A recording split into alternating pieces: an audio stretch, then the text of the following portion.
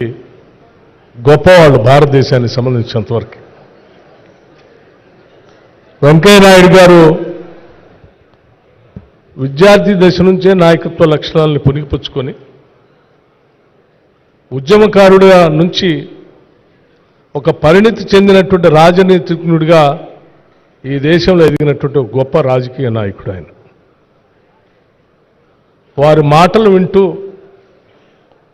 వారి యాస ప్రాస వింటూ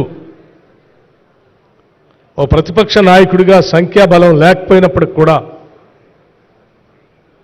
శాసనసభలో ప్రజా సమస్యలపైన ఏ రకంగా మాట్లాడవచ్చో వెంకయ్య నాయుడు గారి ఉపన్యాసాలు వింటే చాలా స్పష్టంగా మనందరికీ అర్థమవుతుంది.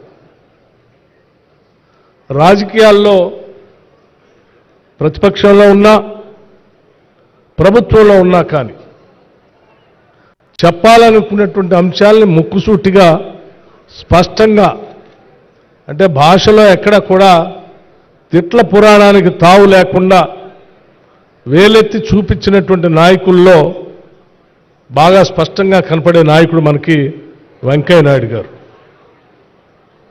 వారు ఇక్కడ శాసనసభలో కానీ, లేకపోతే పార్లమెంట్లో రాజ్యసభలో కానీ, లేకపోతే సభా నిర్వహణలో కానీ, ఉపరాష్ట్రపతిగా రాజ్యసభని నడిపించేటువంటి కార్యక్రమంలో కానీ రాజకీయాలకు అతీతంగానే వారు నడిపినటువంటి హుందాతనం నిజంగా మనందరికీ, మా అందరికీ ఆదర్శవంతంగా ఉంటుంది, ఉండాలని కూడా నేను బలంగా కోరుకునేటువంటి వ్యక్తిగా శ్రీ వెంకయ్య నాయుడు గారికి పద్మ విభూషణ్ రావటం అనేది మేమందరం చాలా సంతోషించినటువంటి విషయంగా ఈ సందర్భంగా రాష్ట్ర ప్రభుత్వం నుంచి మనం చేయదలుచుకున్నాం.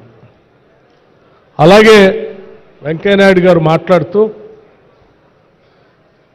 నేను రిటైర్డే కానీ టైర్డ్ కాలేదని చెప్పారు.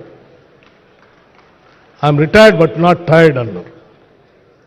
అంటే నిజంగా వారి విజ్ఞానం, ముఖ్యంగా ప్రజాస్వామ్య దేశంలో రాజకీయ పార్టీలు ఏ రకంగా ఉండాలి అని చెప్పే దాంట్లో వారి నుంచి చాలా అంశాలు నేర్చుకోవాల్సినటువంటి అవసరం ఉందని భావిస్తూ ఉన్నాను నేను. అట్లాగే చిరంజీవి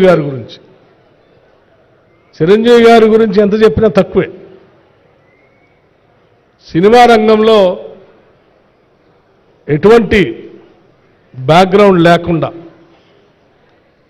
వారు ఇంత ఉన్నత స్థాయిని, ఒక మెగాస్టార్ స్థాయికి ఎదగటం అనేది స్వయం కృషితో ఎవరైనా సాధించాలి అనేటువంటి పట్టుదల ఉంటే నాలాగా సాధించవచ్చు అని చెప్పి వారు మనందరికీ ఇన్స్పిరేషన్ ఇచ్చినటువంటి ఒక గొప్ప కథానాయకుడు. సరే, చాలామంది